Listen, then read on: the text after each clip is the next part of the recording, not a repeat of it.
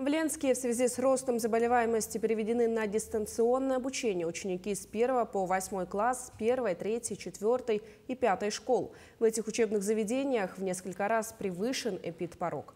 Превышен он и в некоторых детских садах. Так закрыты группы в детском саду «Солнышко», «Искорка» и «Золотой ключик». Также прекращена работа доп. Образования, школы искусств и спортивных секций.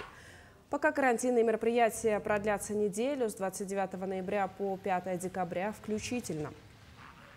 А по итогам прошедшей недели на пятницу у нас болело более 800 детей школьного и дошкольного возраста. Это такие школы, в которых есть низкие темпы вакцинации. Там менее 50% детей были привиты. Ну и, следовательно, как и ожидалось, прогнозировалось, что это дало рост заболеваемости детей. Руководителям 7 образовательных организаций рекомендовано вести мониторинг. Они знают этот приказ, что если заболевание детей 20% и более в классе или в группе, они закрывают группы на карантин.